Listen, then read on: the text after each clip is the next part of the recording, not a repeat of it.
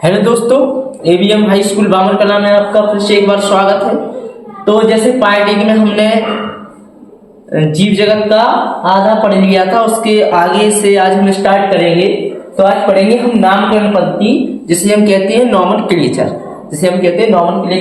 तो सबसे आता है इसमें सबसे पहले द्विपद नाम पद्धति। द्विपद नाम पद्धति जिसके जनक थे कैरोलस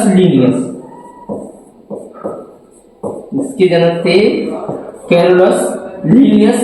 तो लीनियस ने द्विपद नाम पद्धति के बारे में सबसे पहले बताया था, तो इसीलिए इनका जनक माना जाता है। तो जो इन्होंने द्विपद नाम पद्धति के बारे में सबसे पहले बताया, तो इन्होंने बताया कि सबसे आगे लिखा जाएगा वंश का नाम, फिर पीछे लिखा जाएगा जाति का नाम, पहले लिखा जाएगा जीनस का नाम और बाद में लिखा जाएगा स्पेसीज यानी जाति का नाम। तो इतना हमें इसके बारे में पढ़ना है। अब आगे देखते हैं हम वैज्ञानिक नामकरण कैसे होता है। देखिए, सबसे पहले अगर बात करें तो आपको ये दो इनके फुल फॉर्म याद करने होंगे,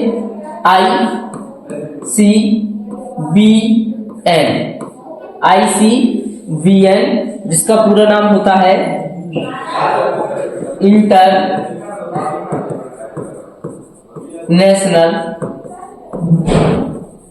कोड ऑफ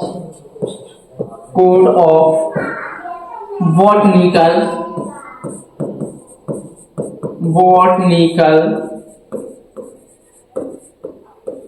नॉमेनक्लेचर। इनका जो कोड होता है international code of botanical nomenclature. और अगला जो कोड, एक और कोड याद रखना है आपको, ICZN। इसका पूरा नाम होता है इंटरनेशनल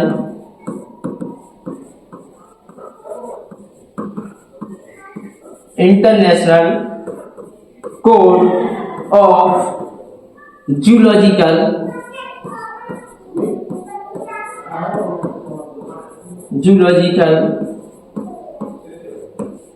नॉमेनक्लेचर। तो जी आपको दोनों ही देखिए, यहाँ पर बॉटनिकल यानी जो वनस्पति विज्ञान के लिए है इनका नामकरण, और जो जे यानी जूलॉजी यानी जंतु विज्ञान के लिए नामकरण किया गया। तो आपको ये दोनों इंपोर्टेंट है, दोनों ही फुल फॉर्म इनके याद रखना है। आगे बढ़ते हैं हम। अब हमारा जो नामकरण है नॉमेनक्लेचर वो कैसा है, देखिए।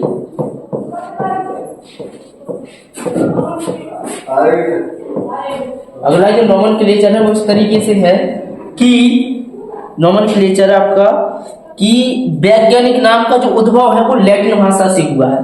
तो यहाँ पर पहला पॉइंट है कि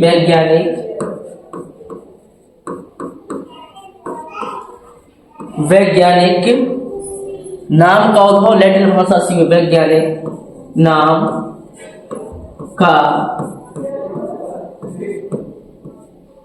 उद्भव लैटिन भाषा से हुआ है।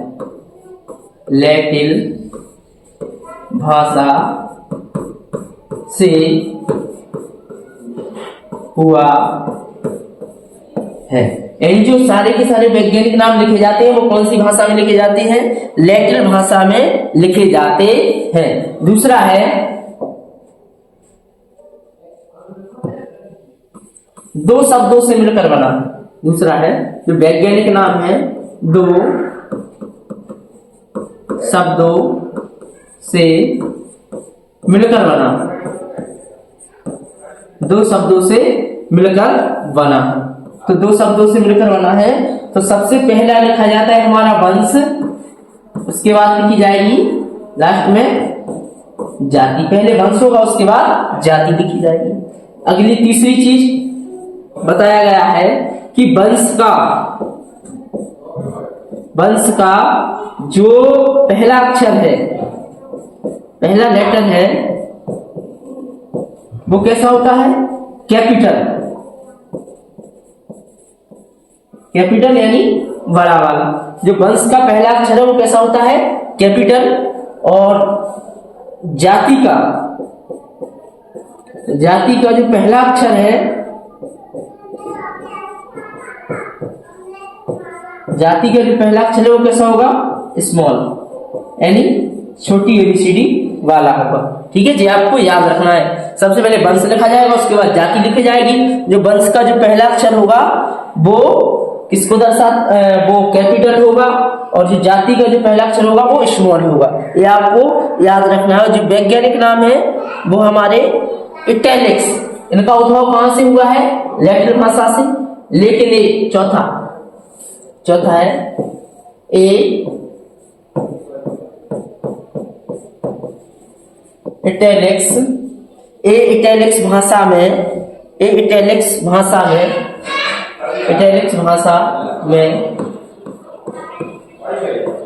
लिखी जाती है। इटैलिक्स भाषा में लिखी जाती है। पांचवा है, यदि हम इनको इटैलिक्स भाषा में नहीं लिख पाते हैं, तो यहाँ पर क्या काम करते हैं? इनके जो अंडरलाइन करते हैं। देखिए, वंश पर अलग अंडरलाइन करेंगे और जाति पर अलग अंडरलाइन करेंगे, दोनों पर अलग अलग अंडरलाइन करेंगे। इटैलिक्स यानी इनको टेढ़े अक्षरों में लिखते हैं। यदि हम टेढ़े अक्षरों में नहीं लिख पा रहे हैं तो उनके नीचे क्या करेंगे? हम इस तरीके से अंडरलाइन करेंगे। वंश के ऊपर अलग अंडरलाइन होगी और जाति के ऊपर अलग से अंडरलाइन होगी। और जो इसका छठवां नियम है वो ये कहता है कि जाति, वंश और लास्ट में वैज्ञानिक का नाम। यहाँ पर लास्ट में हम क्या लिखेंगे? वैज्ञानिक का नाम लिखेंगे। जैसे आपने कई बार देखा होगा, जैसे लेन ऐसा जुड़ा रहता है, तो इसका मतलब है कि इसके बारे में लीनियस ने बताया, तो लास्ट में वैज्ञानिक नाम लिख देते हैं। तो सबसे पहले हम उदाहरण के तौर पर देखते हैं। देखिए, जैसे उदाहरण नंबर पहला है मैरीफेरा इंडिका, और क्या ऐसा ऐसा लिखा रहता है आपका, ऐसा लिखा हुआ मिलेगा आपको। देखिए, जैसे हम इसको लिखें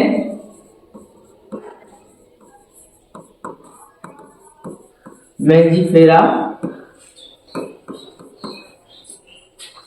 जी आपका गलत हो जाएगा यहाँ पर, नियम का पालन करिए, ऐसा लिखना है हमें।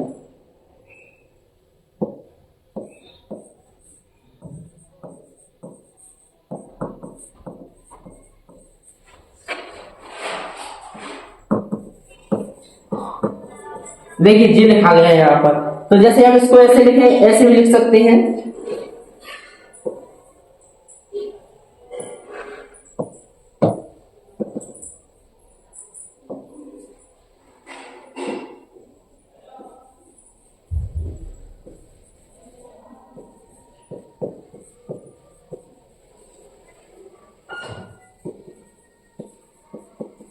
देखिए, टेढ़े टेढ़े लिखने की कोशिश कर रहा हूं, लेकिन टेढ़े लिखे नहीं आ रहे हैं। तो आपको या तो आप ऐसे टेढ़े लिख सकते हो इनको, या फिर इस तरीके से लिखोगे। देखिए, तो आपको बता दूं सबसे पहले, ये हमारे काय का नाम है, जी है आपका वंश। जी काय का नाम है, वंश का नाम है। जी आपका काय का नाम है, वंश। तो वंश आगे लिखा हुआ है, वंश आगे लिखा हुआ है। वंश का जो पहला अक्षर है वो क्या है? वंश का जो पहला अक्षर है वो है हमारा कैपिटल। उसके बाद क्या लिखी हुई है? जाति। जाति का पहला अक्षर क्या लिखा हुआ है? स्मॉल। यही कहा गया था। और लास्ट में वैज्ञानिक का नाम लेन जुड़ा हुआ है। तो ये आपका वैज्ञानिक नामकरण इस तरीके से करते हैं, और इनके नीचे अंडरलाइन करेंगे अलग अलग। इनके नीचे अंडरलाइन करेंगे हम अलग अलग। याद रखना है आपको, वैज्ञानिक नाम के पीछे नीचे अंडरलाइन नहीं करना है, सिर्फ वंश के और जाति के आगे हम अंडरलाइन करते हैं। अब अगर हम बात करें तो एक आपकी इसमें टेबल है जो कि याद रखना है, और इसके संवर्ग क्या याद रखना है आपको? इसके संवर्ग याद रखना है आपको, जो कि काफी इंपॉर्टेंट है। वर्ग, पद, संवर्ग, समूह कह लो, चाहे इनको कह लो वर्ग, संवर्ग, समूह, ये सब एक ही बात है, तो इनको याद रखना है। तो जैसे जगत, संघ, वर्ग, गण, कुल, वंश और लास्ट में यहाँ पे जाति। ये आपको याद रखना है। ये वर्ग की समवर्ग है, जगत, संघ, वर्ग, गण, कुल, वंश, जाति। तो यहाँ पर मैं आपको एक स्लाइड दूंगा जिसमें मैं सब लिख दूंगा। यहाँ पे देखिए, जो सबसे छोटी इकाई है, जो वर्ग की समवर्ग की जो सबसे छोटी इकाई है उसे हम कहते हैं जाति स्पेसीज। यहाँ पे देखो, सबसे छोटी इकाई, वर्ग की समवर्ग की सबसे छोटी इकाई है वो है जाति। देखिए, बहुत सारी जातियां मिलकर क्या बनाएंगी? वंश बनाएंगे। बहुत सारी जातियां मिलकर क्या बनाएंगी? वंश। बहुत सारे वंश मिलकर क्या बनाएंगे? कुल। और बहुत सारे कुल मिलकर क्या बनाएंगे? गण। और बहुत सारे गण मिलकर बनाएंगे वर्ग। और बहुत सारे वर्ग मिलकर बनाएंगे संघ। और बहुत सारे संघ मिलकर बनाएंगे जगत। तो यहाँ पे मैं आपको एक स्लाइड दूंगा जिसमें सभी की जातियां लिखे होंगे, वंश लिखे होंगे, कुल लिखे होंगे, और इस तरीके से वो आपको याद करना है। इसके बाद हमारा लास्ट टॉपिक बचा है जो कि हम कल की क्लास में डिस्कस करेंगे। एक तो बचा है आपकी वो टेबल याद रखना है जिसमें सभी के वर्ग, गण, कुल, वंश, जाति